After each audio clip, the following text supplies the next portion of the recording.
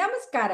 ಆಹಾರ, ಆರೋಗ್ಯ, ಅಧ್ಯಾತ್ಮ ಈ ಸಂಸ್ಕಾರದ ಬೆಳಕಿಗೆ ತಮ್ಮೆಲ್ಲರಿಗೂ ಸ್ವಾಗತ, ಸುಸ್ವಾಗತ.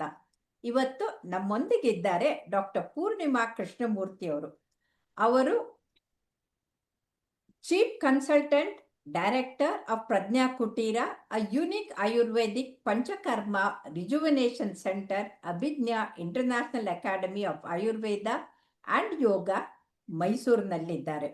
ಅಷ್ಟಲ್ಲದೆ ಅವರು ಮೆಡಿಕಲ್ ಸೂಪರಿಂಟೆಂಡೆಂಟ್, ಪ್ರೊಫೆಸರ್ ಆಗಿ ಕಾವೇರಿ ಆಯುರ್ವೇದಿಕ್ ಕಾಲೇಜ್ನಲ್ಲಿ ಕೂಡ ಕೆಲಸ ಮಾಡ್ತಾ ಇದ್ದಾರೆ. ಇವತ್ತು ಅವರು ಯುವಕರಲ್ಲಿ, ಯುವತಿಯರಲ್ಲಿ ಅಕಾಲಿಕವಾಗಿ ಪ್ರಿಮೆಚರ್ ಆಗಿ ತಲೆ ಕೂದಲು ಬೆಳ್ಳಗಾಗೋದು, ಅದರ ಜೊತೆಗೆ ಅವರು ತಲೆ ಕೂದಲಿಗೆ ಬಣ್ಣ ಹಚ್ಕೊಳ್ಳೋದು, ಅದರ ಪರಿಹಾರ ಯಾಕೆ ಆಗುತ್ತೆ ಅಂತ ಎಲ್ಲವನ್ನ ತಿಳಿಸ್ಕೊಡಕ್ಕೆ ಬಂದಿದ್ದಾರೆ. ಬನ್ನಿ ಅವರನ್ನ ಸ್ವಾಗತ ಮಾಡ್ಕೊಳ್ಳೋಣ. ನಮಸ್ಕಾರ ಪೂರ್ಣಿಮಾ ಅವರೇ. ನಮಸ್ತೆ ಮೇಡಮ್. ಎಲ್ಲ ವೀಕ್ಷಕರಿಗೂ ನಮಸ್ಕಾರ.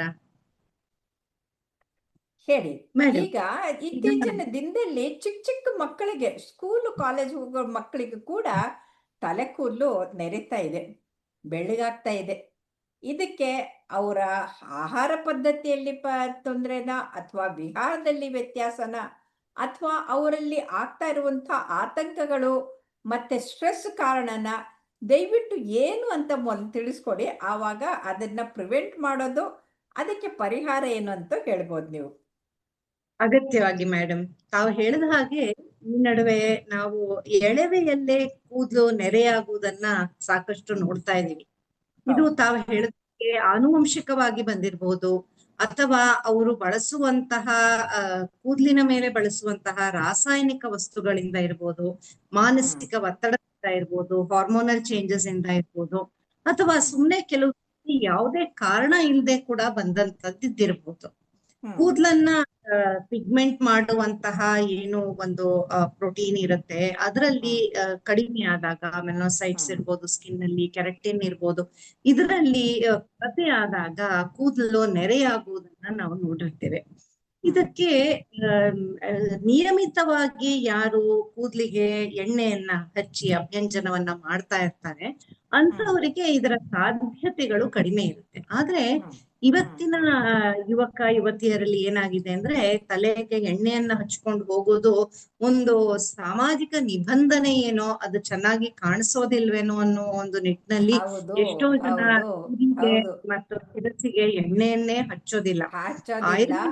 ಹಾರಾಡ್ಕೊಂಡು ಹೋಗ್ತಾ ಇರ್ಬೇಕು ಆ ಕೂದಲು, ಅದು ಹೋದ್ರೂ ಪರವಾಗಿಲ್ಲ, ಎಣ್ಣೆ ಹಚ್ಚೋದ್ ಬೇಡ ಅಂತ. ಆಯುರ್ವೇದ ಶಾಸ್ತ್ರದಲ್ಲಿ ಅಭ್ಯಂಗಂ ಆಚರೇತ್ ನಿತ್ಯಂ ಅಂತ ಹೇಳಿದಾರೆ. ಅಂದ್ರೆ ಶಿರಸ್ಸಿಗೆ ನಿತ್ಯವೂ ಅಭ್ಯಂಜನವನ್ನ ಮಾಡ್ಬೇಕು, ಅದರಲ್ಲೂ ತಿಲತೈಲದಲ್ಲಿ ಮಾಡ್ಬೇಕು ಅಂತ ಹೇಳಿದ್ದಾರೆ. ತಾವು ನೋಡಿರ್ತೀರಿ, ಕೇರಳ ಅಂತ ಒಂದು ಪ್ರದೇಶಗಳಲ್ಲಿ ಜನರು ಸ್ನಾನ ಮಾಡ್ತಾರೆ. ಅವರಿಗೆ ತುಂಬಾ ನೀಳವಾದ ದಟ್ಟವಾದ ಕೇಶರಾಶಿ ಇರುತ್ತೆ. ಅವರಲ್ಲಿ ಅದು ಒಂದು ಪದ್ಧತಿಯಾಗಿ ನಡೆದುಕೊಂಡು ಬಂದಿದೆ. ಹಾಗಾಗಿ ಸಾಧಾರಣವಾಗಿ ಅವರಲ್ಲಿ ಬೇಗ ನೆರೆಯಾಗುವುದು ಕಡಿಮೆ ಅಂತ ನಾವು ಅನ್ಕೊಳ್ತೀವಿ. ಆದ್ರೆ ಇವಾಗಿನ ಪ್ರಪಂಚದಲ್ಲಿ ಯುವಕ ಯುವತಿಯರು ಏನ್ ಮಾಡ್ತಾರೆ, ನಾ ಹೇಳ್ದ ಹಾಗೆ ಎಣ್ಣೆ ಹಚ್ಚೋದಿಲ್ಲ, ಅಥವಾ ಹಚ್ಚಿದ್ರು ಅದನ್ನ ತುಂಬಾ ಹೊತ್ತು ಇರೋದಕ್ ಬಿಡೋದಿಲ್ಲ. ಮತ್ತೆ ಹೇರ್ ಜೆಲ್ಸ್ ಅನ್ನ ಯೂಸ್ ಮಾಡ್ತಾ ಇರ್ತಾರೆ, ಮತ್ತೆ ತುಂಬಾ ಹಾರ್ಶ್ ಕೆಮಿಕಲ್ಸ್ ಇರುವಂತಹ ಶಾಂಪೂಗಳನ್ನ ಯೂಸ್ ಮಾಡ್ತಾ ಇರ್ತಾರೆ. ಅದು ಅಲ್ದಲೆ ಸ್ವಾಭಾವಿಕವಾಗಿ ಅವರಿಗೆ ಕೂದಲು ಸ್ವಾಭಾವಿಕ ವರ್ಣ ಏನ್ ಕಪ್ಪು ವರ್ಣ ಅಥವಾ ದಟ್ಟವಾದ ಕಂದು ಬಣ್ಣ ಇರುತ್ತೆ, ಅದನ್ನ ಬದಲಾಯಿಸ್ಕೊಳ್ಳೋದಕ್ಕೋಸ್ಕರ ಬೇರೆ ಬೇರೆ ವರ್ಣಗಳನ್ನ ತಲೆಗೆ ಕಲರ್ಸ್ ಅನ್ನ ಅಪ್ಲೈ ಮಾಡುವಂತದ್ ನೋಡಿದೀವಿ. ಕೆಲವರು ಒಂಥರ ಗ್ರೇ ಅದು ಮೊದ್ಲೇನೆ ಬ್ಲಾಂಡ್ ತರ ಆಗಕ್ಕೆ, ಅದ್ರ ಜೊತೆಗೆ ಹಸಿರು ಬಣ್ಣ, ಎಂತ ಕೆಂಪು ಬಣ್ಣ, ನೇರಳೆ ಬಣ್ಣ, ಅದು ನಾನು ಮೊದಲು ವಿದೇಶದಲ್ಲಿ ನೋಡ್ತಾ ಇದ್ದೆ, ಈಗ ನಮ್ಮಲ್ಲೂ ಕೂಡ ಹೆಚ್ಚಾಗ್ಬಿಟ್ಟಿದೆ ಅದು. ಹೌದು, ಅದರಲ್ಲಿ ಎಲ್ಲ ಸಾಮಾನ್ಯವಾಗಿ ಎಲ್ಲ ಹೇರ್ ಕಲರಿಂಗ್ ಏಜೆಂಟ್ಸ್ ಅಲ್ಲಿ ಅಮೋನಿಯಾ ಹಾಗೂ ಹೈಡ್ರೋಜನ್ ಪೆರಾಕ್ಸೈಡ್ ಇರುತ್ತೆ ಅಂತ ನಾವೆಲ್ಲ ನೋಡಿದ್ವಿ. ಇದು ಮೊದಲು ಏನ್ ಮಾಡುತ್ತೆ, ಕೂದಲಿನ ಶಾಫ್ಟ್ ಅನ್ನ ಮೊದಲು ಅದು ಬ್ಲೀಚ್ ಮಾಡಿ ಅನಂತರ ಹೊಸ ವರ್ಣವನ್ನ ಅದಕ್ಕೆ ಕೊಡುತ್ತೆ. ಹಾಗಾಗಿ ಏನಾಗುತ್ತೆ, ನೀವು ಒಂದು ಬಾರಿ ಬಣ್ಣವನ್ನ ಹಚ್ಚಿದ್ರೆ, ಅದು ಯಾವುದೇ ಬಣ್ಣ ಇರ್ಬೋದು, ಪದೇ ಪದೇ ಬಣ್ಣವನ್ನ ಹಚ್ತಾ ಇರ್ಬೇಕಾಗತ್ತೆ. ಮತ್ತು ಕೂದಲಿನ ಬಣ್ಣ ಬೇಗ ಬೇಗ ನೆರೆ ಕೂದಲು ಆಗುತ್ತೆ. ಅಕ್ಕದಲ್ಲಿರುವಂತಹ ಕೂದಲಿನ ಬುಡಕ್ಕೂ ಕೂಡ ಇದರ ಒಂದು ಪರಿಣಾಮ ಆಗಿ ಆಗತ್ತೆ. ಬಿಳಿ ಹೌದು. ಕೂದಲೇ ಇಲ್ಲದಂತವರಿಗೂ ಕೂಡ ಅದು ಹುಟ್ಟುವಂತ ಸಾಧ್ಯತೆಗಳಿರುತ್ತವೆ. ಅಥವಾ ಹೆಚ್ಚಾಗತ್ತೆ. ಇರುತ್ತೆ, ಅವ್ರಿಗೆ ಅದು ಜಾಸ್ತಿ ಆಗ್ತಾ ಹೋಗುತ್ತೆ. ನೀವು ಆ ಬಣ್ಣವನ್ನು ಹಚ್ಚಿದಷ್ಟು ಕೂಡ ಕೂದಲು ಬಿಳಿ ಆಗ್ತಾ ಅದನ್ನ ನಾವು ನೋಡ್ತಾ ಇರ್ತೀವಿ. ಮತ್ತೆ ಹೌದು. ನಾವು ಒಂದೇ ಒಂದು ಸಂಚಿಕೆಯಲ್ಲಿ ಮಾತಾಡಿದ್ವಿ, ಅದು ಹೇಗೆ ರೆಟಿನಾವನ್ನ ಡ್ಯಾಮೇಜ್ ಮಾಡುತ್ತೆ, ಬೇರೆ ಬೇರೆ ಅಂಗಗಳನ್ನ ಡ್ಯಾಮೇಜ್ ಮಾಡುತ್ತೆ, ಹೌದು. ಹೌದು. ಸ್ಕಿನ್ ಹೌದು. ಡಿಸ್ಕಲರೇಷನ್ ಮಾಡ್ಲಿಕ್ಕೆ ಅದು ಎಡೆ ಅಷ್ಟೇ ಅಲ್ಲ, ಮಾಡ್ಕೊಡುತ್ತೆ. ಅದು ಅಬ್ಸಾರ್ಬ್ ಆದ್ಮೇಲೆ ನಮ್ಮ ಯುರಿನರಿ ಬ್ಲಾಡರ್ ಕ್ಯಾನ್ಸರ್ ಕೂಡ ಆಗತ್ತೆ. ಯಾಕಂದ್ರೆ ಈ ಹೌದು ಕೆಮಿಕಲ್ಸು ಅವು ತುಂಬಾ ಡೇಂಜರಸ್, ಕಾರ್ಸಿನೋಜನ್ ಆಗಿರುತ್ತೆ. ಹೌದು ಹೌದು ಖಂಡಿತ ಮೇಡಮ್. ಹಾಗಾಗಿ ಇದೆಲ್ಲ ಜನಗಳಿಗೆ ಗೊತ್ತಿಲ್ಲ ಅಂತ ಏನಿಲ್ಲ. ಆದ್ರೂ ಕೂಡ ಒಂದ್ ಸೋಷಿಯಲ್ ಪ್ರೆಷರ್ ಇಂದಾಗಿ ಜನಗಳು ಹಚ್ತಾ ಇರ್ತಾರೆ.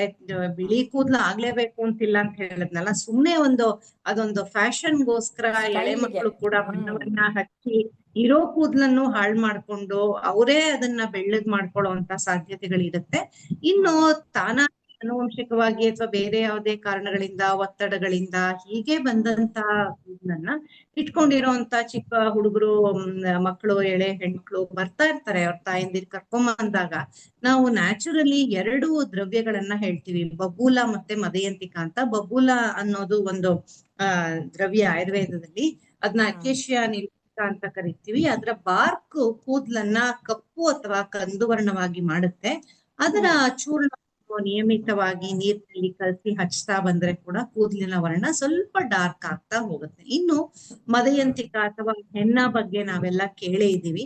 ಅದರಲ್ಲಿ ಲಾಝೋನ್ ಅನ್ನುವ ಒಂದು ಡೈ ಮಾಲಿಕ್ಯೂಲ್ ಇದೆ. ಇನ್ನು ಯಾವುದೇ ಒಂದು ಹರ್ಬ್ ನಲ್ಲಿ ಇಲ್ಲದೆ ಇರುವಂತಹ ಒಂದು ಡೈ ಮಾಡುವಂತಹ ಮಾಲಿಕ್ಯೂಲ್ ಹೆನ್ನಾದಲ್ಲಿ ಇರುತ್ತೆ. ಅಂದ್ರೆ ಮದರಂಗಿ ಅಥವಾ ಮದರಂಗಿ, ಮೆಹಂದಿ. ಕರಿತೀವಿ. ಪ್ಯೂರ್ ಮೆಹಂದಿ ಲೀವ್ಸ್ ನಲ್ಲಿ ಲಾಝೋನ್ ಅನ್ನುವ ಒಂದು ಮಾಲಿಕ್ಯೂಲ್ ಇದೆ.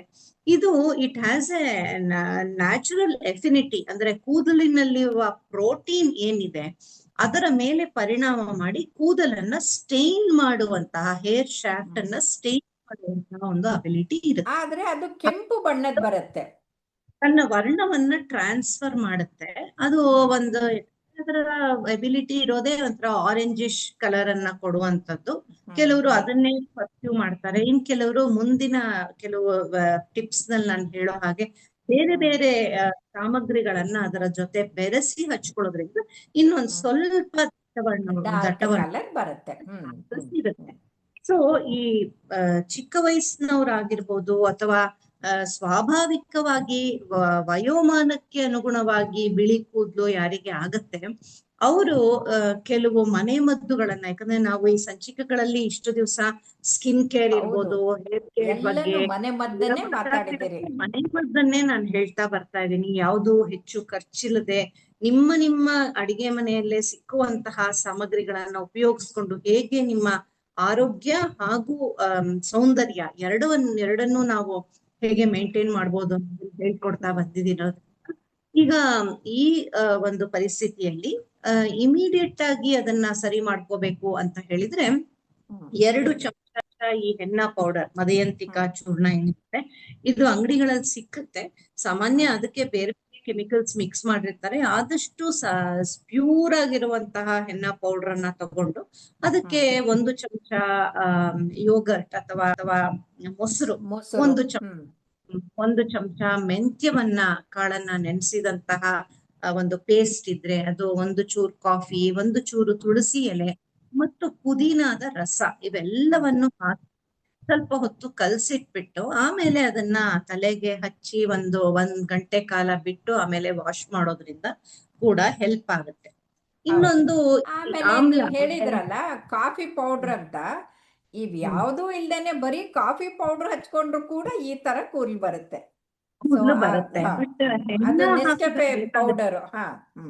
ಬಟ್ ಹೆನ್ನವನ್ನ ಯೂಸ್ ಮಾಡಿದಾಗ ನಾ ಹೇಳಿದ್ನಲ್ಲ, ಅದರಲ್ಲಿ ಲಾಝೋನ್ ಒಂದು ಡೈ ಮಾಲಿಕ್ಯೂಲ್ ಇರೋದ್ರಿಂದ ತುಂಬಾ ಸುಲಭವಾಗಿ ವರ್ಣ ಟ್ರಾನ್ಸ್ಫರ್ ಆಗುತ್ತೆ ಕೂದಲ ಮೇಲೆ.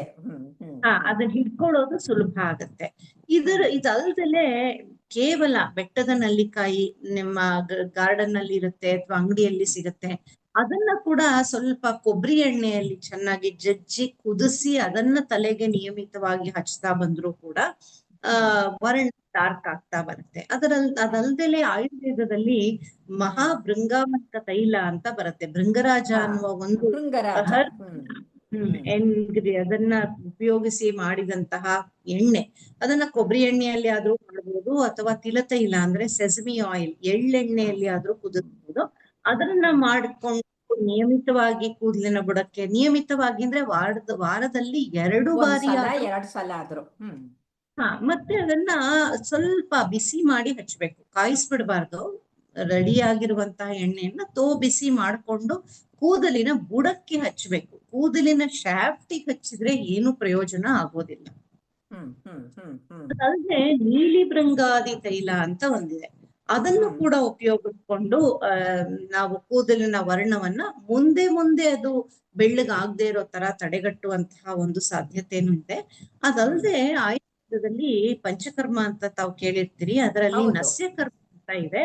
ಈ ನಸ್ಯಕರ್ಮದಲ್ಲಿ ಅಣುತೈಲವನ್ನ ಉಪಯೋಗಿಸಿ ನಸ್ಯಕರ್ಮವನ್ನ ಮಾಡಿದಾಗ ಆಗ್ಲೂ ಕೂಡ ಕೂದಲು ಮುಂದೆ ನಸ್ಯ ಅಂದ್ರೆ ಟೊಬ್ಯಾಕೊ ಪೌಡರ್ ಮೂಗಿಗೆ ಹಾಕೊಳ್ತಾರಲ್ಲ, ಅದು ಆ ನಸ್ಯ ಅಲ್ಲ. ಆತರ ಅಲ್ಲ. ಇದು ನಸ್ಯಕರ್ಮ ಅಂತ ಪಂಚಕರ್ಮದಲ್ಲಿ ನಾವು ಮುಖಕ್ಕೆ ಅಭ್ಯಂಜನವನ್ನ ಮಾಡಿ ಈ ಅಣುತೈಲವನ್ನು 2ರಿಂದ 3 ತೊಟ್ಟು ಮುಖಕ್ಕೆ ಹಾಕಿ ಅನಂತರ ಶಿರಸ್ಸಿನಲ್ಲಿರುವ ಕಫವನ್ನ ನಾವು ಕಂಟ್ರೋಲ್ ತಗೊಂಡ್ ಬರ್ತೀವಿ. ಇದು ಒಂದು ವೈದ್ಯ ಸಮ್ಮುಖದಲ್ಲಿ ಅವರ ಸೂಪರ್ವಿಷನ್ ಅಲ್ಲಿ ಆಗುವಂತಹ ಒಂದು ಚಿಕಿತ್ಸಾ ಪದ್ಧತಿ. ಇದನ್ನ ಮನೆಯಲ್ಲೇ ಮಾಡ್ಕೊಳ್ಲಿಕ್ಕೆ ಆಗಲ್ಲ, ಯಾರಾದ್ರೂ ವೈದ್ಯರ ಸಲಹೆ. ಇದಲ್ದಲೆ ಆಯುರ್ವೇದದಲ್ಲಿ ನಾರಸಿಂಹ ರಸಾಯನ ಅನ್ನುವ ಒಂದು ಔಷಧಿ ಇದೆ. ಈ ಔಷಧಿಯನ್ನ 1 ತಿಂಗಳ ಕಾಲ ಹೊಟ್ಟೆಗೆ ತಗೊಂಡ್ರೆ ವೈದ್ಯರ ಒಂದು ಮೇರೆಗೆ, ಮತ್ತು 1 ತಿಂಗಳ ಕಾಲ ಕೇವಲ ಹಾಲು ಮತ್ತು ಅನ್ನದ ಪಥ್ಯ ಇದ್ರೆ, ಊಟದ ಪಥ್ಯ, ಆಗ ಕೂದಲನ್ನ ನಾವು ನೆರೆಗೂದಲನ್ನ ಕಪ್ಪು ಕೂದಲನ್ನಾಗಿ ಮಾಡಬಹುದು ಅನ್ನುವ ಉಲ್ಲೇಖ ಪ್ರಯೋಗ ಆಯುರ್ವೇದದಲ್ಲಿ ಇದೆ. ಅಷ್ಟಲ್ಲದೆ ಅಶ್ವಗಂಧ ಚೂರ್ಣ ಅಂತ ಬರುತ್ತೆ, ಅದನ್ನು ಕೂಡ ನಾವು ನಿಯಮಿತವಾಗಿ ಕಲಸಿ ತಲೆಗೆ ಹಚ್ತಾ ಇದ್ರೆ, ಅಥವಾ ಈ ಹಿಂದೆ ಹೇಳಿದಂತಹ ಸಾಮಗ್ರಿಗಳ ಜೊತೆ ಕಲಸಿ ಹಚ್ತಾ ಇದ್ರು ಕೂಡ ಅದು ಮೆಲನಿನ್ ಕಂಟೆಂಟ್ ಅನ್ನ ಇನ್ಕ್ರೀಸ್ ಮಾಡ್ತಾ ಹೋಗುತ್ತೆ, ಹಾಗಾಗಿ ಉಪಯೋಗ ಆಗುತ್ತೆ. ಇದಲ್ದಲೆ ರೆಗ್ಯುಲರ್ ಆಗಿ ಹೇರ್ ಕಲರಿಂಗ್ ಮಾಡ್ಬೇಕು ಅಂದ್ರೆ, ಇವಾಗ ಆಲ್ರೆಡಿ ತುಂಬಾ ಬೆಳ್ಳಗಾಗೋಗಿದೆ ಕೂದ್ಲು, ಬೇರೆ ವಿಧಿ ಇಲ್ಲ, ನಾವ್ ಯಾವ್ದೋ ಒಂದು ಕಾರ್ಯಕ್ರಮಕ್ಕೆ ಹೋಗೋಕ್ಕಾಗಲ್ಲ ಈ ತರ ಕೂದ್ಲಿದ್ರೆ, ನೀವ್ ಹೇಳೋಂತ ಔಷಧಿಗಳು ತಿಂಗಳಾನ್ಗಟ್ಲೆ ನಾವು ತಗೊಂಡಾಗ ಮಾತ್ರ ಅದು ಕೆಲಸ ಮಾಡುತ್ತೆ. ಅದು ಬಿಳಿ ಇರೋದು ಕಪ್ಪಾಗ್ಲಿಕ್ಕೆ ಅಥವಾ ಕಪ್ಪಾಗದೆ ಮುಂದೆ ಇರೋದಕ್ಕೆಲ್ಲ ಪ್ರಿವೆನ್ಷನ್ ಮಾಡೋದಾಗಿರ್ಬೋದು ಮೇಡಮ್. ಆದ್ರೆ ಈಗ ಆಲ್ರೆಡಿ ಇದೆಯಲ್ಲ, ಅದಕ್ಕೆ ಏನ್ ಮಾಡೋದು, ನಾವ್ ಹೇಗ್ ಹೊರಗಡೆ ಹೋಗೋದು, ಇದೊಂದು ಸ್ಟಿಗ್ಮಾ ಅನ್ನೋ ತರ ಇರೋಂತವ್ರಿಗೆ ಈ ಒಂದು ಹೇಳುವಂತಹ ರೆಸಿಪಿಯನ್ನ ದಯಮಾಡಿ ಎಲ್ರು ನೋಟ್ ಮಾಡ್ಕೊಳ್ಳಿ. ಇದನ್ನ ಮಾಡ್ಬೋದು.